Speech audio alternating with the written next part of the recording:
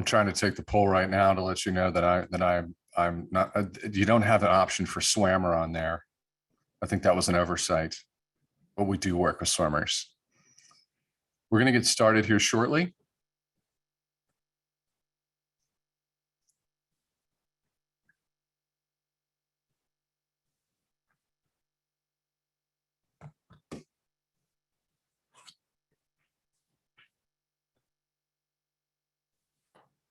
Randy, Nick, Guy, welcome.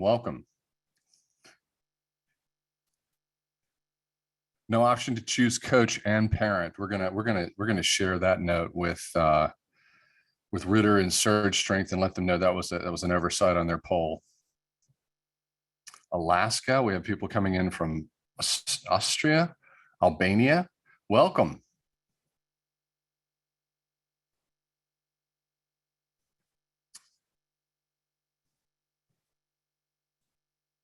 Adrian from Thousand Oaks. That's where my wife was born, in Thousand Oaks. Welcome. Is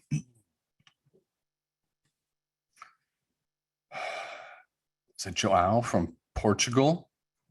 I felt like we were going to get a lot of international coaches and parents and swimmers, and I'm blown away by how global this webinar is.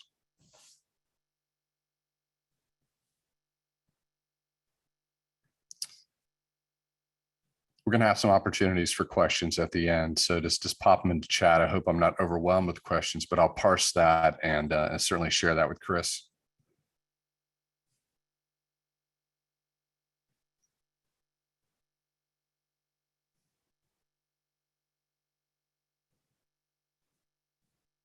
Hi, Helen. It's good to see you here. Helen's going to start texting me during this. Don't do that, Helen.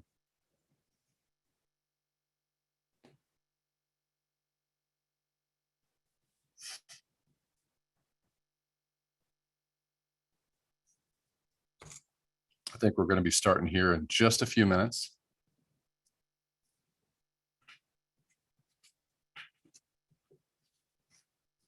Better be good. Thank you, Chris. Most people, I'm so old now, most people just say, hi, you're Mr. Stewart, the CEO of SwimSwam. They don't even know about the swimming background, but I didn't know that you were going to put that frame up. I appreciate that.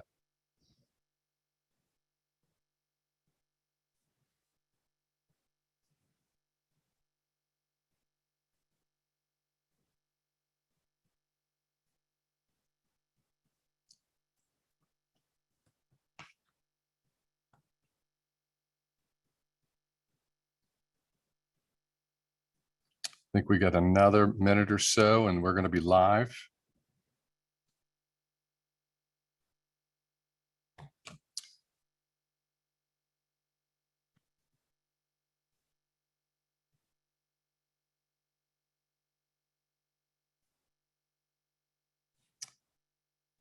All right, guys, thank you for joining us. Welcome. How do I get rid of this poll? I'm shutting the poll down. Chris, you're going to have to manage that.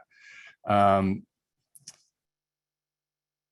a little bit blown away by everybody that's joining us from all over the world. Chris told me we're going to have an international flavor. I love that. I appreciate that. Swimming is this one sport where, you know, we have this global language and it is swim. Welcome to another Surge Strength webinar. I'm your host, Mel Stewart. As mentioned before, CEO of SwimSwam. Today, Chris will be teaching us on building better athletes to generate faster swimmers. Let's see here. I'm closing out some windows. Apologize for that. Registration for this webinar is at a record high. You probably see that in the chat. It's blowing up down there in the chat. This is a record high for Surge Strength. So probably a lot of familiar faces out there. But for those of you who are new to Surge Strength, I'm going to give you a brief bio on Chris and what Surge Strength offers. Whether you're live or you're watching this on the replay, this, you know, you committed your time. So, you know, turn your notifications off and get focused and get ready to dig into some dry land knowledge. Oh, I like that. I love it. Chris Ritter is a swammer. That is a word that someone on my team invented allegedly about a decade ago, but he is a swammer, and we appreciate that. Chlorine runs in his blood. He spent most of his life in the sport in our swimming family. His love for the sport led him to compete in college at Cal State Bakersfield. In his final season, Chris had the privilege and the honor to be coached by the legendary Bob Steele, and he helped his team battle their way toward a D2 national championship. While an undergrad, Chris was already coaching swimming and coaching personal training, so he started way, way early. Since then, he has coached at every level, from summer leaguers all the way to Olympic champions and world record holders. Chris has a passion for the sport through one of swimming's most underutilized resources, dryland education. And he's been my go-to whenever I have a dryland question. His sole aim: empower swimmers, coaches, and parents with information to allow them to reach their full potential. With his mission in mind, he originally founded Ritter Sports Performance, a swimming performance company that has 13 successful years of helping coaches and swimmers become better athletes, faster swimmers.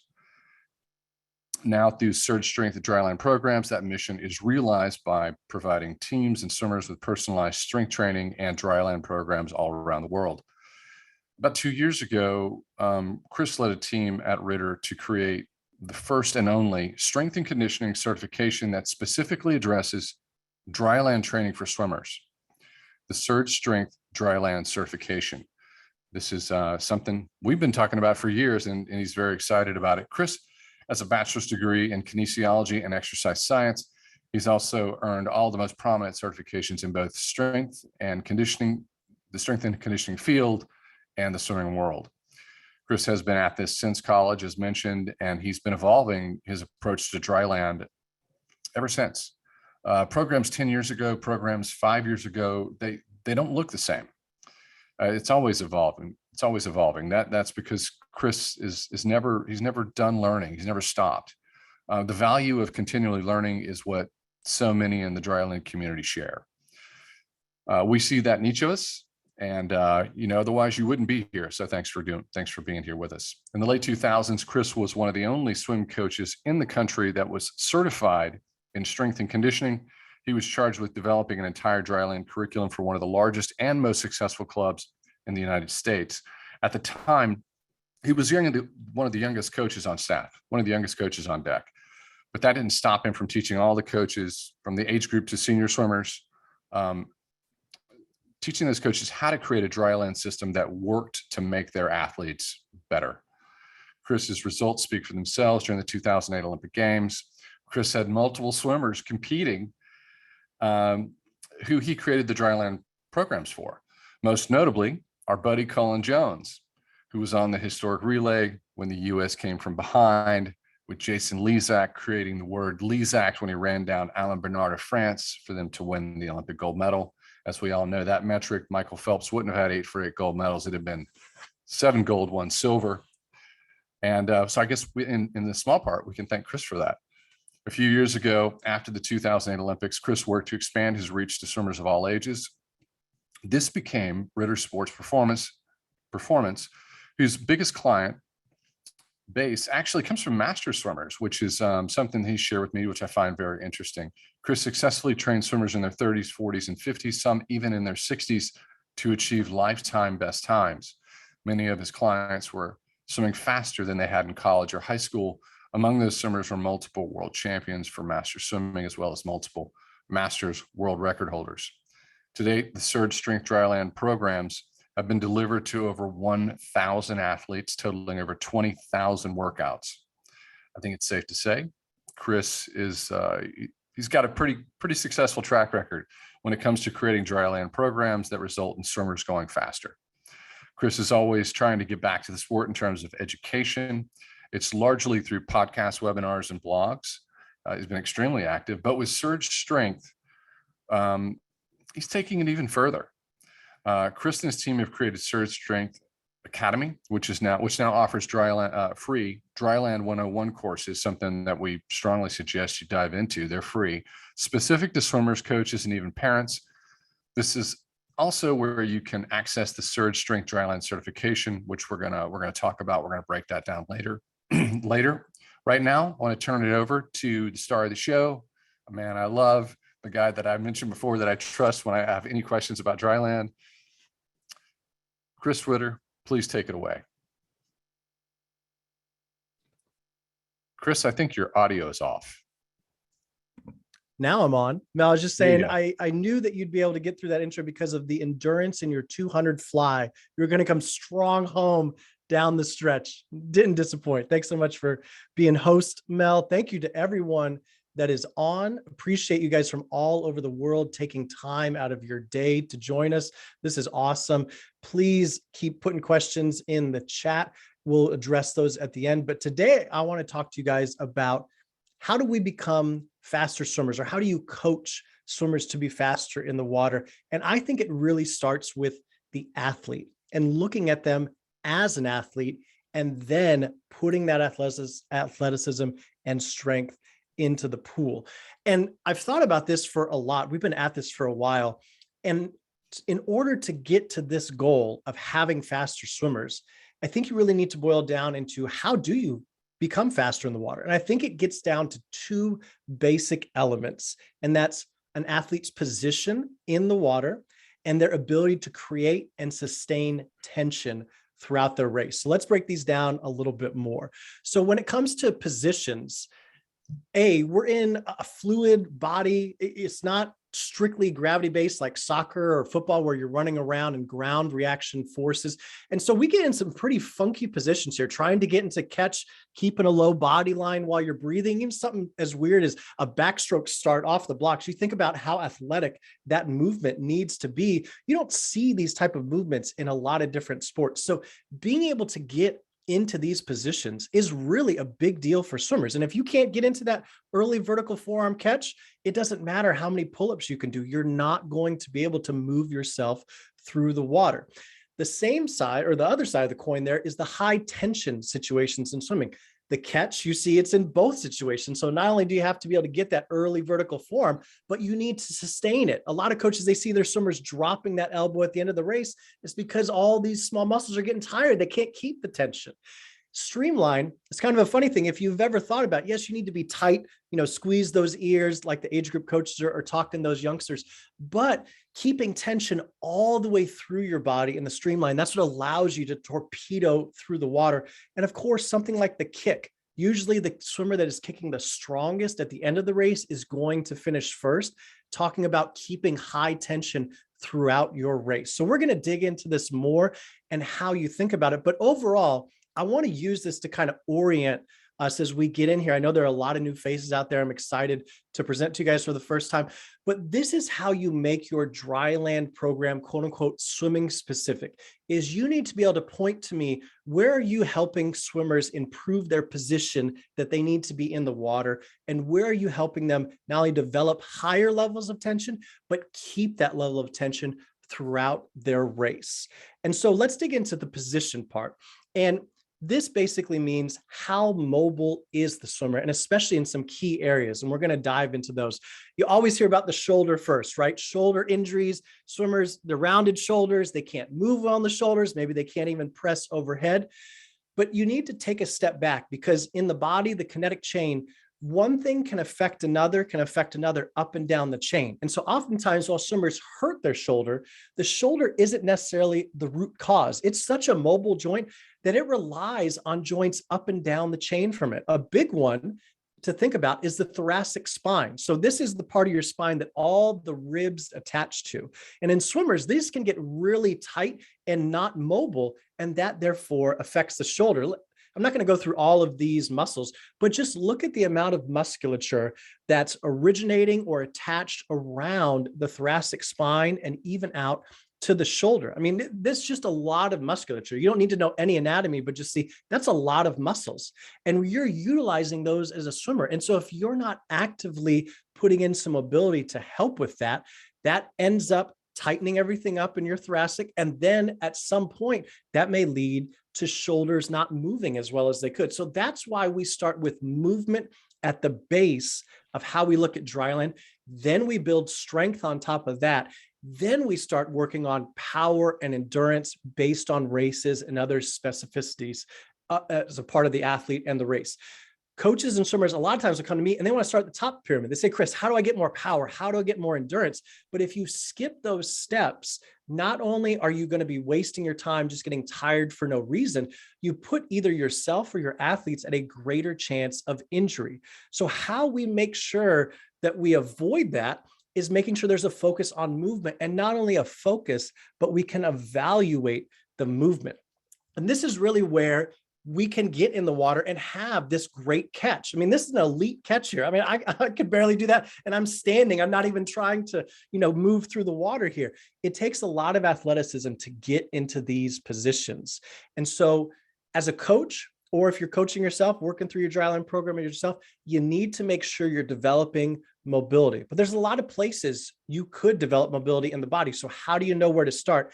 This is what we've developed over the years, is these movement assessments to identify poor movements in swimmers and then give solutions to fix them. So it's 7 simple movement assessments. You're not even probably going to sweat going through these. This is not a hard thing in terms of exertion, but you may really quickly find, oh, I'm pretty tight there. Oh, I can't do that very well. And what we do is we then look at that and say, all right, what's the 1 or 2 areas that really stick out here? And we also work at it through a hierarchical way. So shoulder impingement, mobility, those are the first ones we look at. And then we work our way down through the list. We're going to dive into the shoulder mobility assessment because this is a really simple one. It takes no equipment to do and is really helpful for swimmers and coaches. So what you're going to do is just stand up tall, take one arm behind your back, one arm over top, and you're going to see how close you can get them to touching.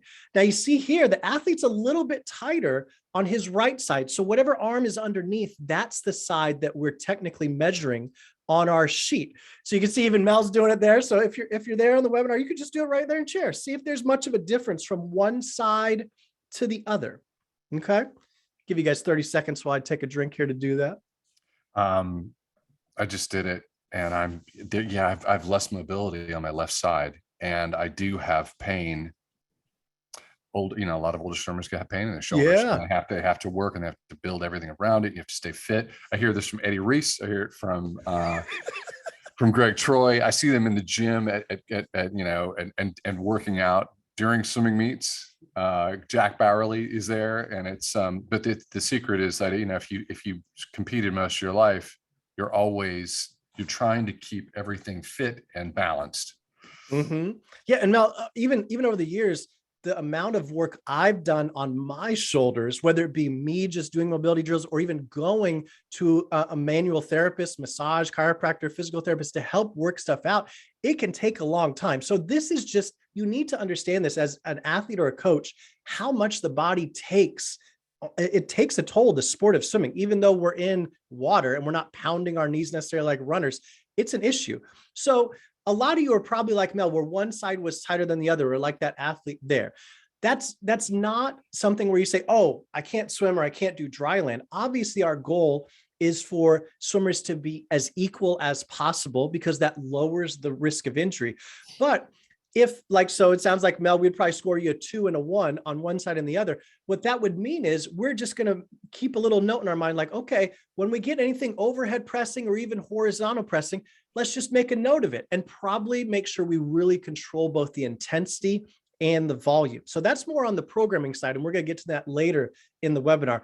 But immediately what we can do is we say, all right, if there's a shoulder mobility issue or the shoulder mobility is a lower score than the other movement assessments, we have a menu list of function solutions. And this basically serves as your warm up and your cool down for every workout.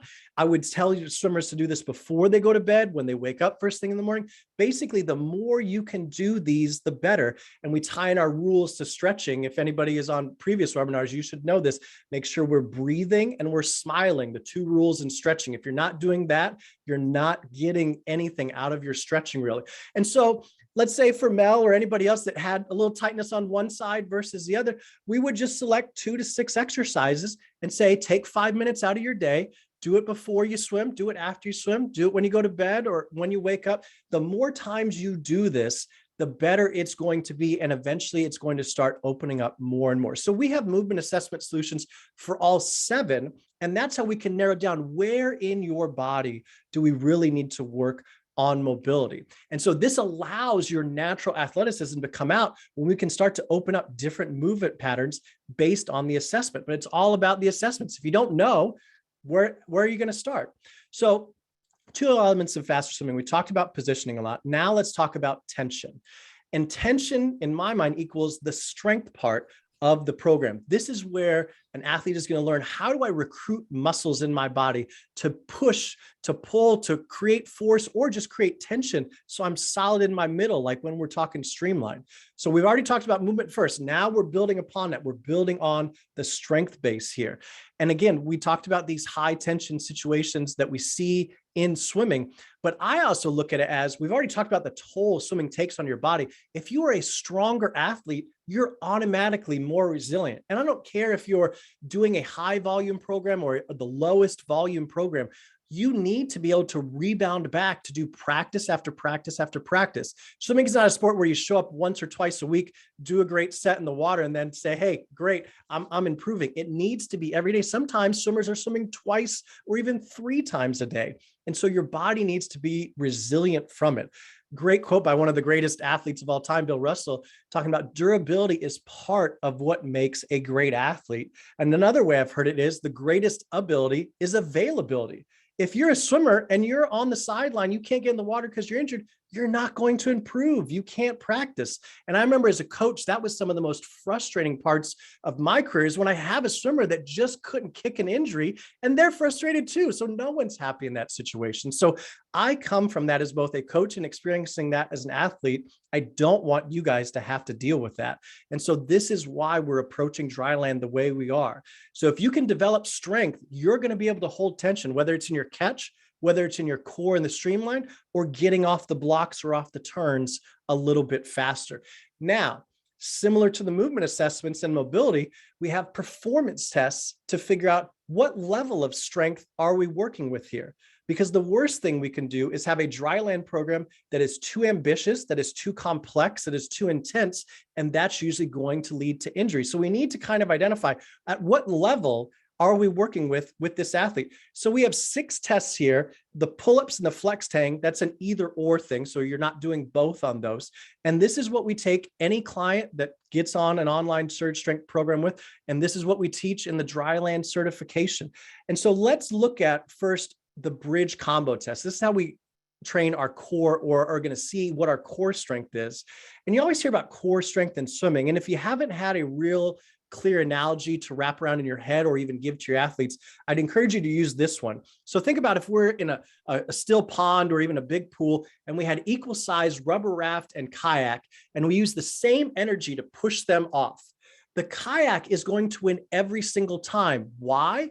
Because it has tension, because it's tight, it's slicing through the water. So we want to avoid being rubber rafts. That's just going to take more energy to get over the same distance that the kayak is going to take much less energy to get to. So that's how you want to make sure you're talking about it to your swimmers too, is this is, hey, core training, we're working on developing tension. And Mel remembers this very well, but when the super suits came out, late 2008, 2009, all these world records were going by. And a big part of that was the super suits gave artificial tension increase, especially in the midsection. And so it helped a lot of athletes in their Streamline and just staying higher in the water. But what we found, and a lot of elite swimmers obviously have found, because most of the world records are broken from that era now, so they have to be doing something better because they're not using the suits, is if you look at how you're doing your core training, you can actually help your athletes build a natural super suit and have them be able to recruit tension on their own without getting into a jacket or something like that. So let's look at the bridge combo test here. And this is how we assess what your core strength looks like. Now, this is abbreviated, so it's not going to be the whole time, but it takes 2.5 minutes to do this full test. So you're down in a bridge position. We identify a bridge as being on your forearms as opposed to a plank being on your hands in the push-up position. The athlete's going to hold this position for 1 minute. Now, it's a 2.5 minute test, so we're not halfway. At 1 minute, you lift one foot up for 15 seconds, then the other foot for 15. Then we reach an arm out for 15, then the other arm for 15. Now we're at 2 minutes. For the last 30 seconds, we go arm and opposite leg, and then arm and opposite leg on the other side. That gets us to 2.5 minutes. Now you may be saying, Chris, there's no way I'm seeing Mel's face. There's no way I'm making 2.5 minutes. Again, it's very similar to the mobility. You may be able to get it all the way, but probably a lot of you or a lot of the athletes you work with are not. And that's okay. So this is how we score it. We try to keep it simple. It's just 3 levels. So level 3 would be, I made it all the way through 2.5 minutes with good form. Level 2 would be, you made it past a minute, but you fell apart at some point or your form was really terrible. And level 1 would be, you didn't even make it to 1 minute. Now, again, a lot of you are either dealing with athletes or you yourself are like, Chris, there's no way I was level 3. What if I'm only level 1 or 2? Don't think about being level 1 or 2 as, oh, I'm not going to be a good fast swimmer. I have actually coached a lot of really high level swimmers that would probably end up being level 1 or 2 guys. And it's just part of the game. So don't automatically discount yourself because you're level 1 or level 2. What we do then is we can now say, for the programming, we need to be at a lower level in the brace category, excuse me, to make sure we're getting at the appropriate level of your strength. So at Surge Strength, we've split this up into 3 levels. So with the brace category in particular, it's one of the 5 movement categories that we break out exercises in. What we would do then is say, all right, if you're only at level 1 on this test, we're going to focus on these level 1 exercises. They're going to bring you along. If you made it past a minute, you're probably ready for a lot of level 2 exercises, and level 1 is still going to help you. Where if you made it all the way through the test with good form, we can probably do level 3, but you're still going to get benefit out of level 2 and even level 1 exercises at some point.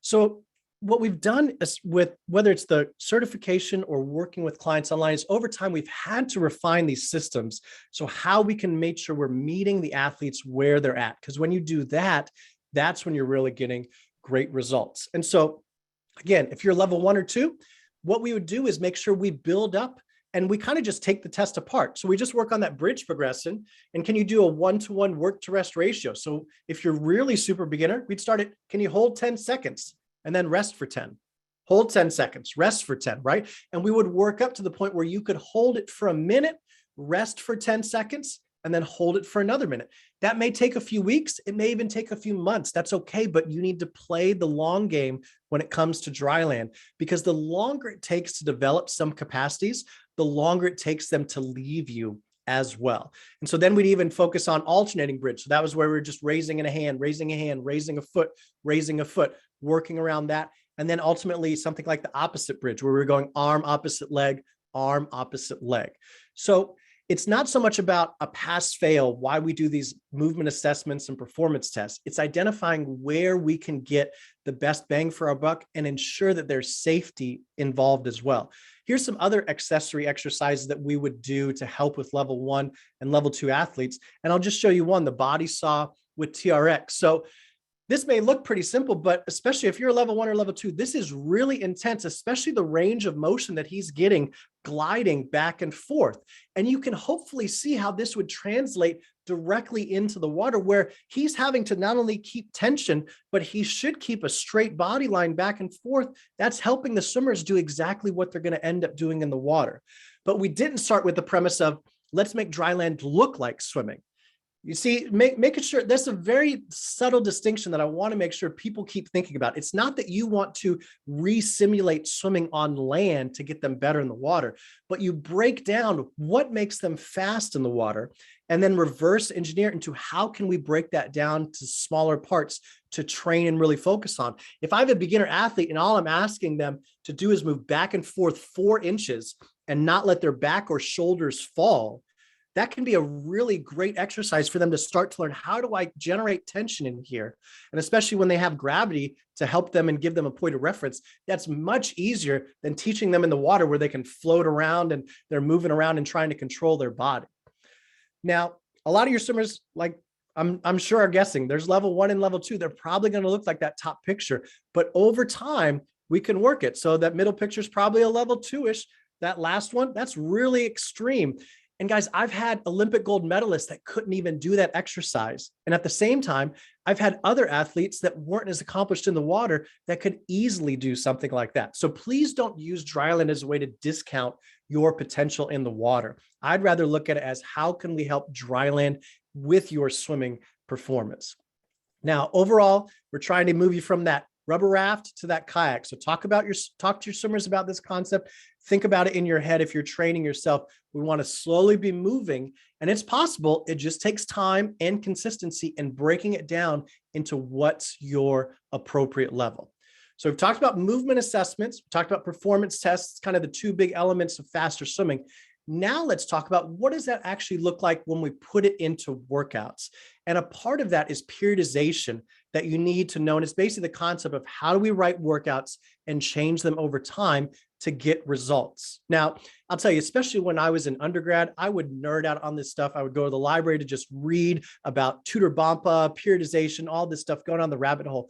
But over time, I realized I need to keep this as simple as possible. And now that we're teaching it in the certification, or I'm doing webinars or blogs, other things like that, I really think that keeping it simple is the way to go. And so I know, coaches, I hear you. I love to nerd out on this stuff too, but you need to keep it simple. And why is so you can control for your variables. If your program is simple, then you can easily understand, all right, if I change this variable, I'm going to get X. But if you have 20 variables and you change one, who knows if it was really that or something else. So I try to keep it simple.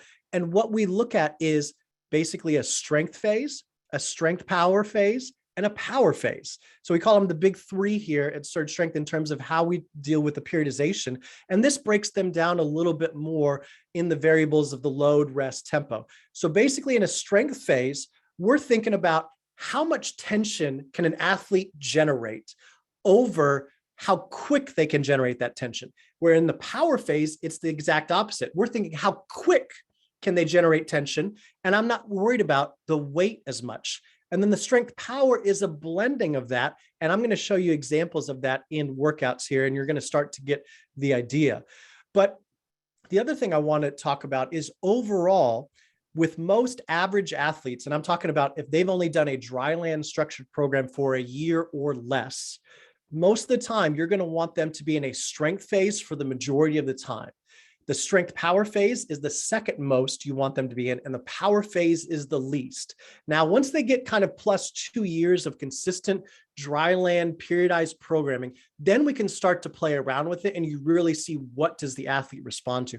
But for 95% of you probably tuning in, you need to be thinking about strength phase for most of the part, strength power, and power only around taper time or when you're trying to give them a little rest or something like that. And what this could look like is 4 to 6 weeks in strength, 2 to 4 in strength power, 1 to 2 weeks in power, and keep cycling through. So any kind of range in between there is great to start out with. Now, how this looks like practically in a workout, this is what a great beginner workout would look like in a strength phase. So up at the top, we have our warm-ups. You could go through that 1 to 3 rounds, just kind of get the heart rate up, get just a little bit of sweat going, just a little bit of elevated breathing. And then we just have 2 simple circuits of 5 exercises each. You can see here, the tempo is all slow or 5 seconds, and they're getting a minute rest in between. So remember with the strength phase, we're thinking about the emphasis is on the tension. So that's why we really want the tempo to be slow, because I want tension in the muscles as long as possible and at as high level as possible as the swimmers can handle. That's the point of this phase. We're trying to increase their level that they can understand tension in the body. Now we go to strength power. So now we're going from a strength exercise, you look at the first one there, deadlift, to a squat jump. So similar muscle groups and movements, assisted pull-up with a band if they need it, and then a medicine ball slam. So similar movements. One is more a strength. We're going slow, we're going heavy. The second movement is fast. It's very light. You know, the medicine ball at that point is probably 5 to 10 pounds. With the movement as opposed to the pull-up, it's much closer to body weight, hopefully, or even more than body weight. And then the last phase that you can go through is the power phase. So you can see all the tempos here are fast. And in most exercises, you're not getting any rest after them. You're going right after the other. The reason you don't want to be in this phase a lot as a beginner is this is actually really intense, even though very few of these exercises are even weighted.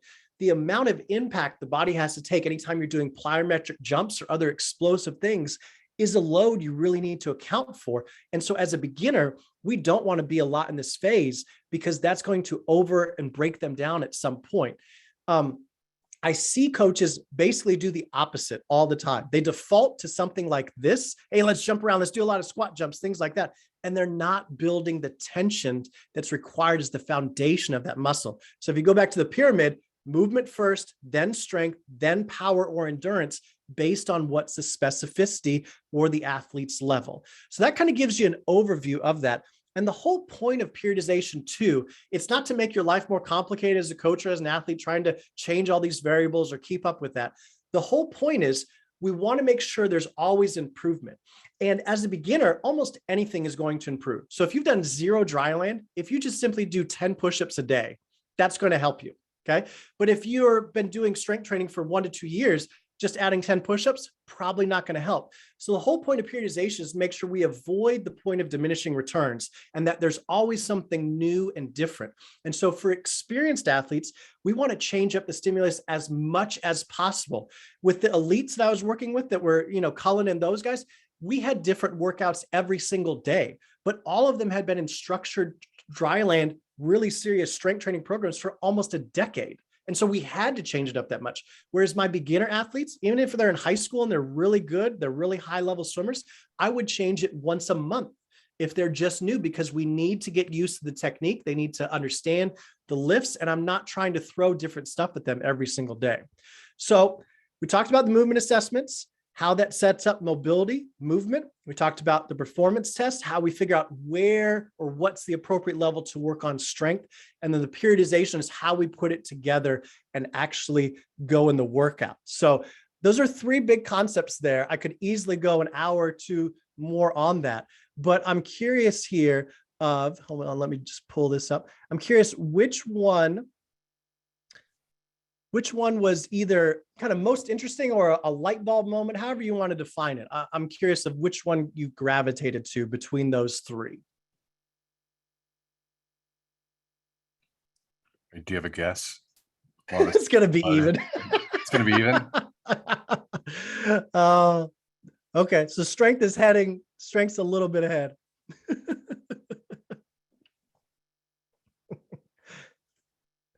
All right.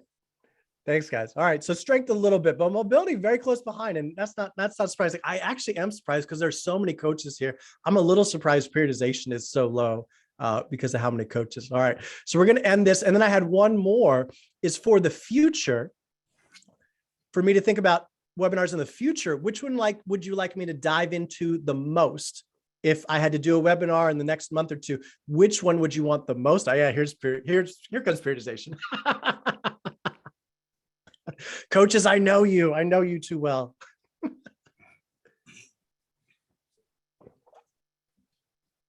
right. Good feedback, guys. Good feedback. Thanks so much.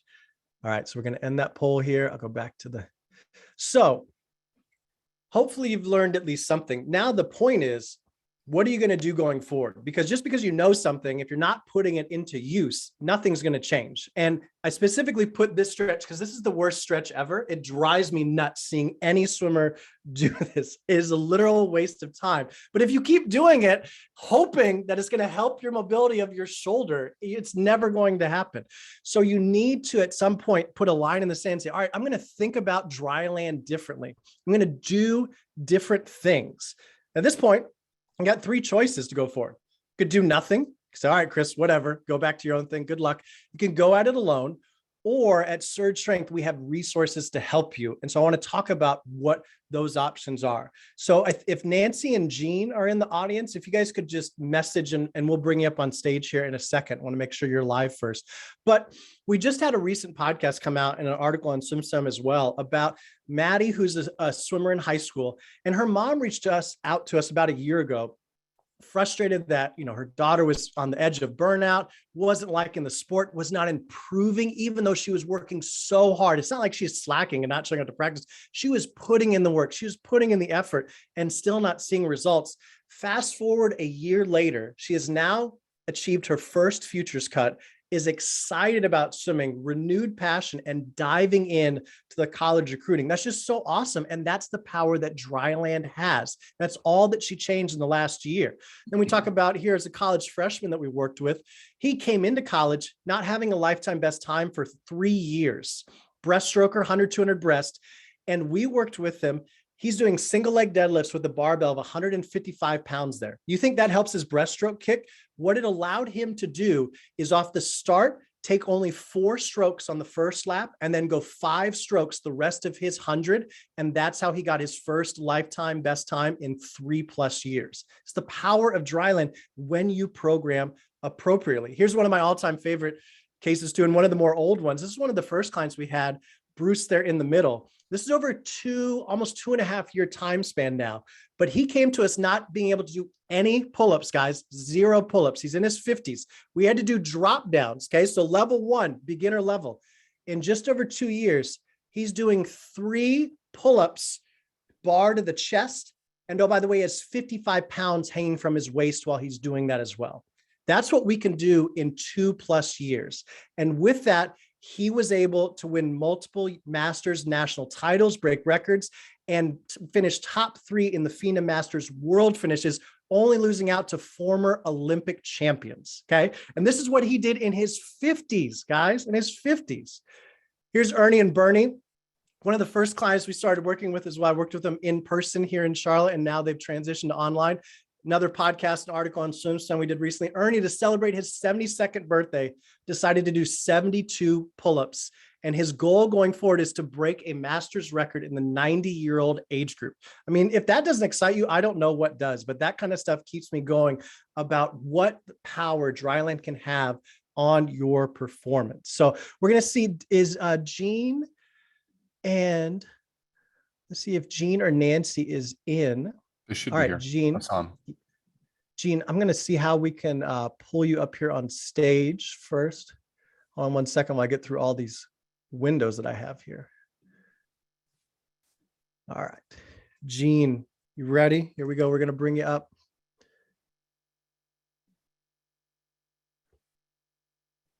Jean, you're coming up. And then Nancy, are you here too? Yeah, Nancy, I'm going to bring you up too. All right, guys, it's just an invite. Hey, Jean, thanks so much for taking time. Oh, you're welcome. So how would you describe, are you there? Whatever, I'm here. How would you describe, Jean, your experience so far with Surge Strength and the dryland programs we've been giving you? Well, I signed up in 2019 because I had signed up for my first half iron distant triathlon.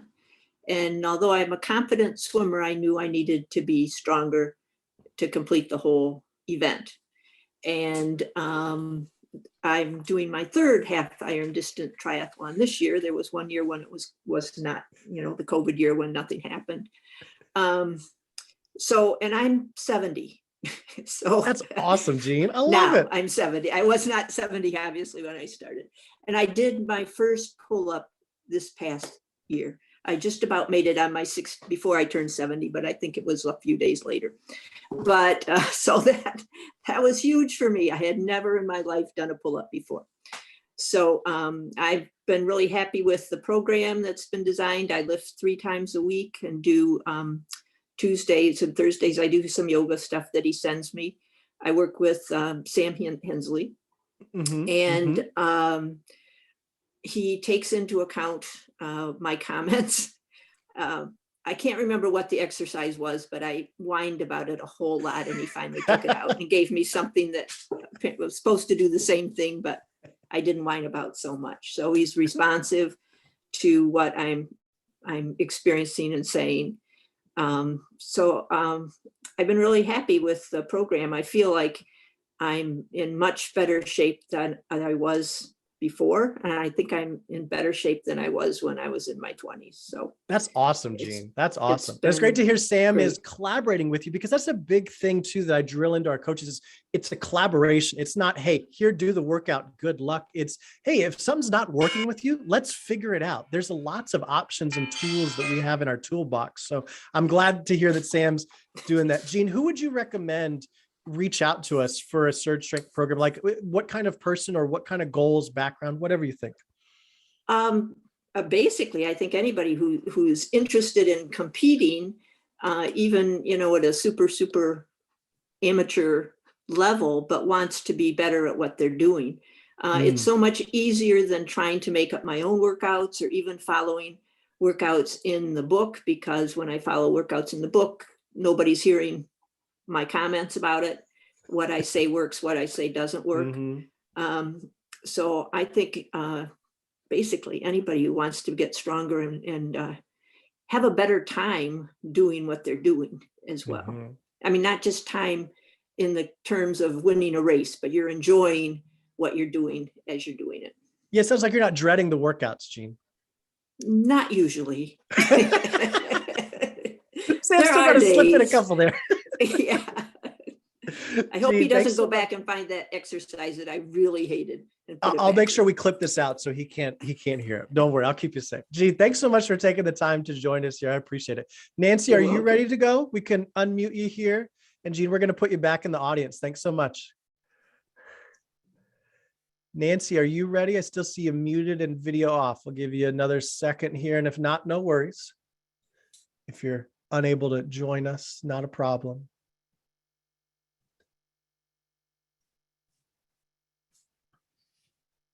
All right, Nancy, no worries. If you want to hop on, or if you're able to later, Nancy. Oh, there you are, Nancy. There you are. Got to unmute you, Nancy. Okay, can you hear me? Yeah, thanks for joining Okay. us. Okay, great. I made it. I appreciate you taking the time. You've been with us a while now. When did you start? I couldn't remember off the top of my started- head. I've been here just almost 2 years. So I started That's what I thought. right after the pandemic hit, Mm-hmm. and my gym closed and I needed something. So how's the program been going? I know you've been working with Sarah, right? Our dryland Yep. certified coach. Yeah. I've been working with Sarah. So, I mean, pre-pandemic, for me, I was a bit of a gym fanatic. And, but what I found is after going through the program and looking back is all of my gym workouts, it was just a mishmash of, some days, yeah, that probably would have been a great workout. And then other days, no, I probably exhausted myself and it wasn't geared towards swimming. So that's why I like the program and why I was drawn to it, because it was swim specific. I was going to get the right amount of push and pull and the squatting and hinging. And Yeah. I had no clue. I'm a master swimmer, really how to taper for a meet from a dry land perspective. And that's what I really love, the whole strength, power phases. And I can see the differences in my swim workouts there. That's awesome. And Nancy, remind me, weren't you also an instructor as well? A fitness instructor too? No, I've never been a fitness instructor. Oh, we lost your audio. Oh, can you hear me now? Yeah. You're Okay. good. I've never been a fitness instructor, but the other thing I would say about the program that I enjoy too is Sarah and I would work closely. So if there was something I was working on from a technique perspective. Oh, Nancy, your water. internet must be going in and out. You're like cutting in and out. Oh, okay. Is this better? Yeah. Just don't move, right? Sarah and I would work, if there's something from a technique perspective, I was working on the water, we'd also figure out dry land exercises to help. So maybe there was a reason I wasn't able to hit the technique because I was lacking, in some ways from a strength perspective in that area. So like rotation and swimming, that was like a big thing for me to hit on. I feel like I've really improved my rotation there. So That's awesome. And Nancy, just going back to the tapering, that's such a big thing for a lot of swimmers, right? Is they kind of know how to taper in the water because you've just been doing it so long, you kind of know your body, but on land, it's a different thing. And it can be very confusing sometimes and almost raises your anxiety unnecessarily. Right. Like, what do? I don't want to mess it up, right? yeah, and before I think I was basically just a week or two before the big swimming, I would just stop working out practically and just stretch, or I would go and just use 5-pound weights. Like, so I felt like I was losing all of the work that I had just done. So I like That's being a awesome. little more- Nancy, who would you recommend check out our dryland programs if they're looking for something in particular? I mean, I kind of echoing what Jean said, someone who wants to improve and get better faster and, who's serious about it. That's awesome. Nancy, thanks so much for taking the time to come up on Thanks, too. stage. I really appreciate it. Mhm.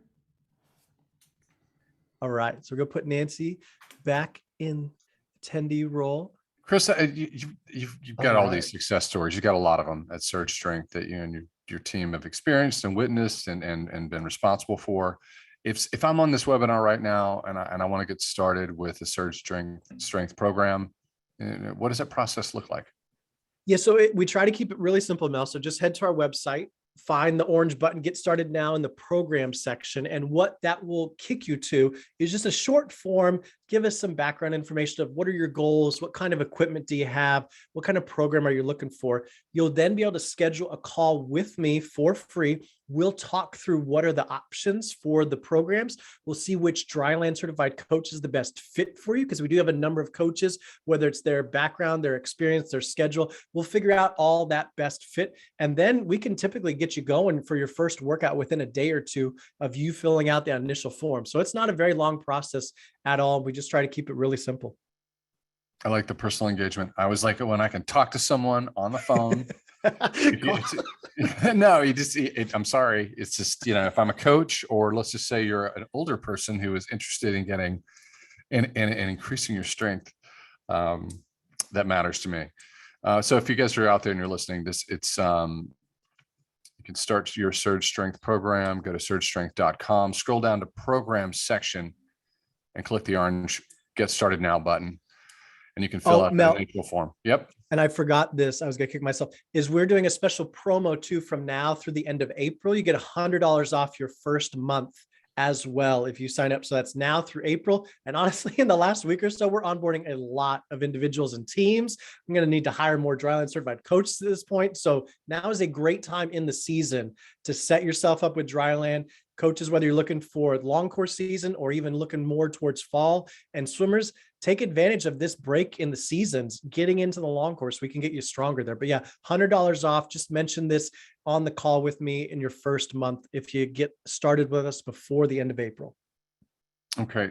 In a recent podcast, you broke down becoming Surge Strength Dryland certified, where you built your curriculum around everything you've learned over the years, creating dryland programs like we just heard about. Can you tell us a little bit more about becoming Surge Strength Dryland certified and how coaches can enroll? Before you get into that, I was hoping that we could bring up Yuka, Randy, Guy, and John. If you guys are there, I asked you guys in chat. I was hoping we could bring you guys up and have a little short conversation. Yeah, that'll be great, guys. If you can let Mel know that you're ready. And then, yeah, Mel, I'll just talk about the cert real fast while they're getting ready and make sure we're good to go. So with the Academy, and it's literally been just about 2 years ago to the day that we started this. When shutdown happened, we saw what was going on. We needed to get resources out to coaches and swimmers. So I put everything that I knew in this little head down on paper into videos about dryland. And this is what's become. And what we've done with the Surge Strength Dryland certification is we only have open enrollment a few times a year for you to get dryland certified. And we're in the middle of it right now. So it's going to go through now through Thursday night at midnight, this Thursday, April 7th. And after that, you're probably going to have to wait till the fall at that point. So coaches, if you're looking to help your dryland, whether it's long course or looking forward at the fall, now's the time. And it's broken down into 8 different modules. So it's about 22 hours of content. We've really broken it down to 8 modules. Each video and lesson is 5 to 10 minutes. So you can really snack on it too. You don't have to take an hour or 2 out of your day. And if you're just able to get 40 minutes a day, you can get through the certification in a month. And we have some coaches that knock it out in a weekend, when they don't have any meets or something like that. So first module, we do an overview. The second module, the longest one, I break down all the exercises, all the movement categories, all the progressions. So you think about how I kind of broke down how we would build up your bridge or your bracing capability. We go through all that in every single exercise and every single movement category. Then we talk about the principles of strength and conditioning. How do we actually get athletes stronger over time at the appropriate level? Periodization, coaches, here you go, a whole module on periodization, the different variables, how to adjust throughout a season, how to match what you're doing with swimming as a result. Then the second half of the curriculum is more the application side. So we break down all the movement assessments, all the performance tests. I give you all the keys to the test so that if an athlete hits this, you know exactly what to do. You just pick it from the list and go. We try to make it as easy as possible for you. Module 6, where the rubber really meets the road, how to create a dryland program. And I show you how I create one from the year to the month, the week, the day, for age groupers, both on the younger side, the 10 and unders, 11 to 14 age groupers, how I would do it for senior swimmers, how I would do it for college or pros, and even masters as well. And then module 7, we get all into specificity, specific events, ages, difference between master swimmers, age groupers, in events, backgrounds, all of those things, all the why questions that I get usually, that's answered in module 7. And then module 8, and I know this is a big one for coaches, especially, is sometimes they don't know what equipment should I get, and how, what's the budget for that? We break it down and we break it into different levels of budget. So if you have a real shoestring budget, we tell you exactly what to get, so you get the biggest bang for your buck. And if you have the bigger budget, we'll let you know what to invest in that's actually going to help. And so here's the other extra things that you get in addition to getting enrollment. And so we have the exercise video library. Again, all the exercises, there are thousands at this point, broken down with coaching cues. We have all these ready-made planning templates for you coaches. So breaking down your year, your week, your daily dryland workouts. And Jim in particular, when he became dryland certified, he was just blown away by the amount of tools, templates that we gave him, that he was finally able to put it all together. Part of that is the dryland checklist, making sure everything is right when you're putting your dryland program together. Sarah realized she had omitted, and Sarah was strength and conditioning certified with some other certs, but she didn't have swimming specific. And when she looked at our checklist, she was like, oh my God, I was missing this biggest thing that made it swimming specific. And so these checklists can really unlock some knowledge for you. We break down the periodization phases even more in depth. And loved it because all the templates just made it so much easier for her to work with her age groupers down in Texas. And then we have the movement assessments, the performance tests. We give you all the keys, all the answers to the tests, how to break down for your athletes, how to then program as a result. Guy over in Israel said in 2 days, he was able to put the information to use with his kids and start breaking down. He has a group of 30 to 40 kids. And then he was actually able to start to individualize training for them as a result. And this is only after 2 days in the cert, guys, that he's able to put this together. Here's a big one. And this is really helpful for coaches. How strong should the 12-year-old be? What should a 12-year-old be able to do in dryland? What should an 18-year-old be able to do? We break that all down for you in these performance standards and how to reverse engineer it. We give you prehab routines. We give you warm-up routines. Hopefully you're not dealing with this now, but at a time, a lot of people were out of water. And so we gave you templates of how to turn your dryland into metabolic sessions if you're trying to replace the water time as well. And then we've already touched on this, but the equipment recommendations and all the different levels of budget. So that's all. Oh, and the most important thing, guys, I went through the 15 plus years I've been doing this, and I took, including Bruce's is in there, where we talked about him not being able to do pull-ups 2+ years later. He's doing pull-ups with 55 pounds. That is one of the many case studies I have broken down. So I'm going to accelerate your knowledge as a coach. You're going to be able to go through multiple seasons with me, whether it's young age groupers, high school swimmers, college professionals. You're going to see from the movement assessments to performance tests to writing the workouts to the season plans, A to Z, multiple different angles. That's really going to help accelerate your dryland knowledge and then put it together.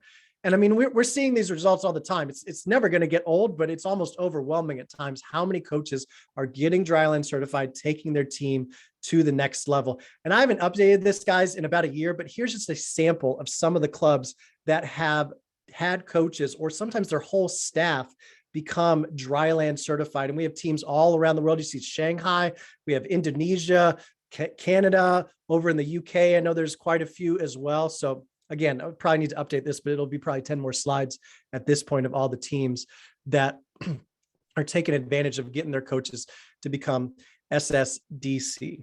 So Mel, if we're ready to bring Randy and those guys up. Randy and Guy are here. You could beat them in responding. I don't know if you should bring her up first, but go ahead and bring up Randy and Guy. All right, Randy, you ready? Here we go. And then Guy will bring you up next.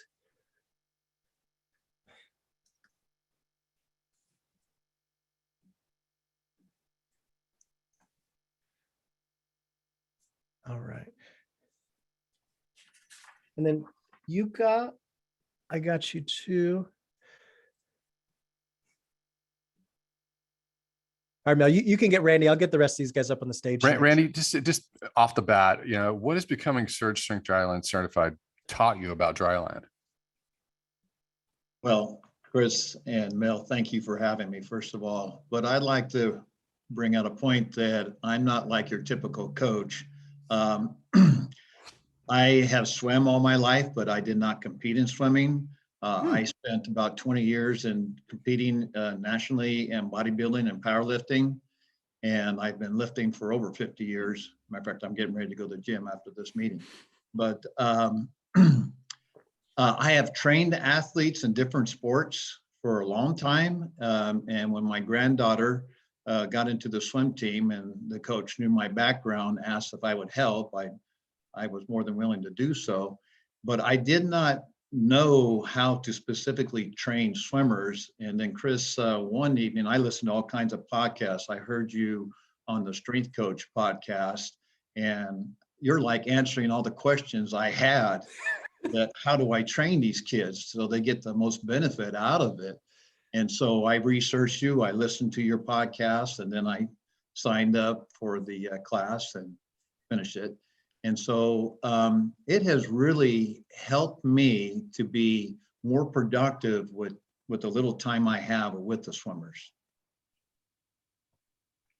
Let's go to Guy. And Guy, could you tell us how becoming Mel, you're Surge? cutting out. Can you hear me now? Yeah, I can't hear you, Mel. You can hear me I now? got you.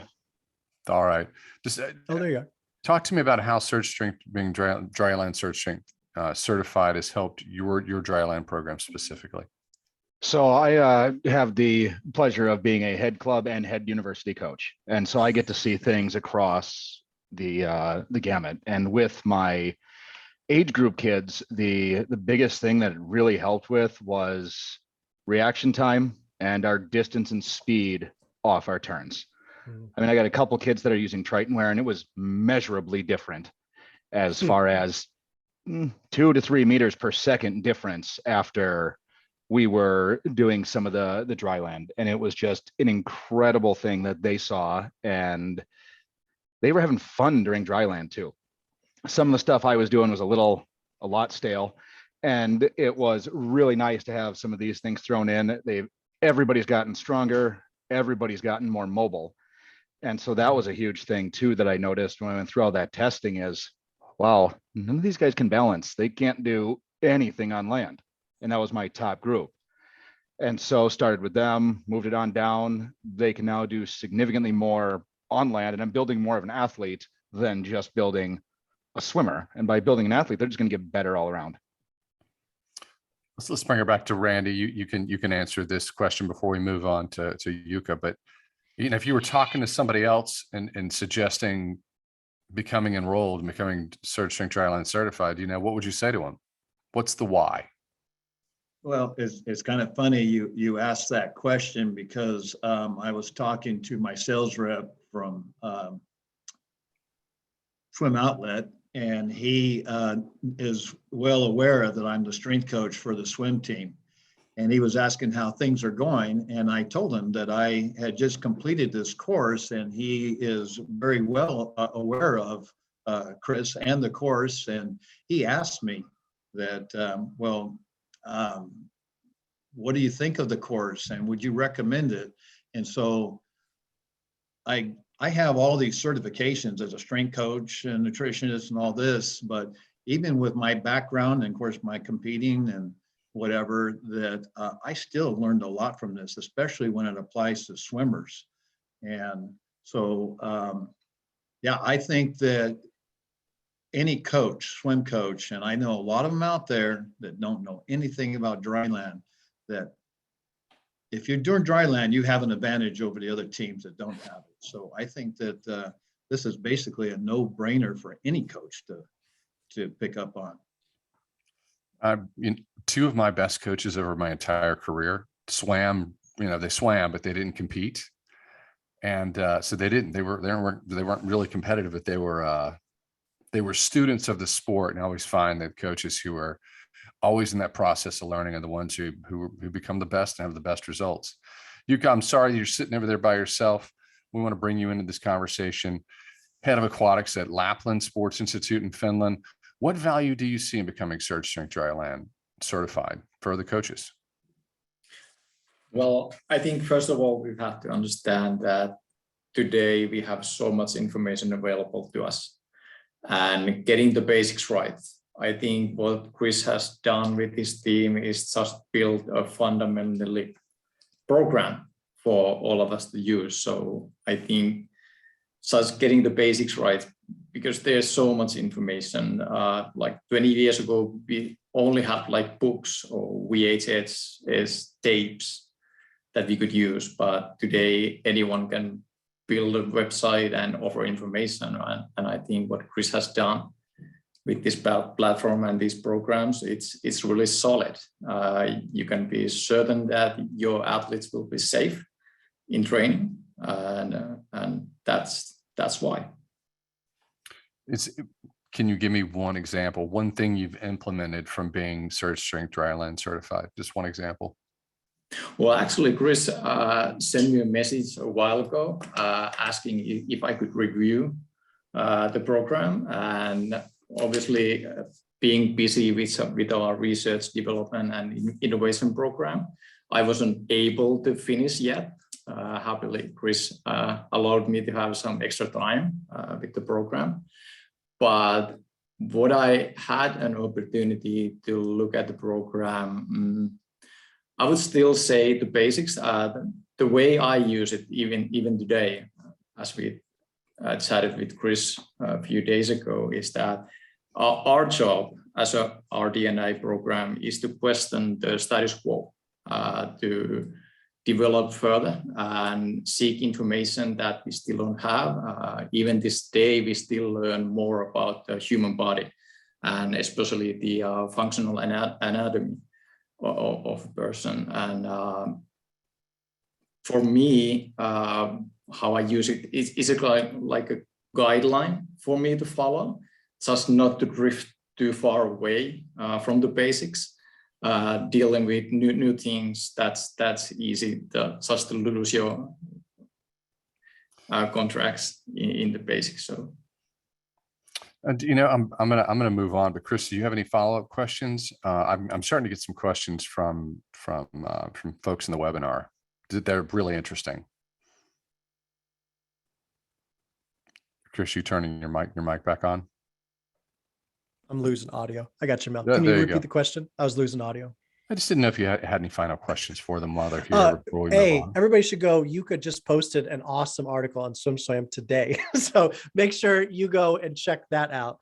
But no, I appreciate Randy, Guy, Yuka, all of you guys coming on. And it means the world to me that not only did you enroll, but that even more, it's really helping you. For someone like Randy, who's been in this for 50 plus years or however long it's been, Randy, like that's awesome that you as a strength coach, A, are still trying to learn, but B, that this actually helps you learn when it comes to swimmers. And even Guy, the measurables, the data that you can see the difference of from A to B before Dryland, after, or when we changed the program. And then Yuka, the researcher and all the stuff that he knows, but still coming back to the basics. So I just appreciate all you guys for coming on and taking the time. Really appreciate it.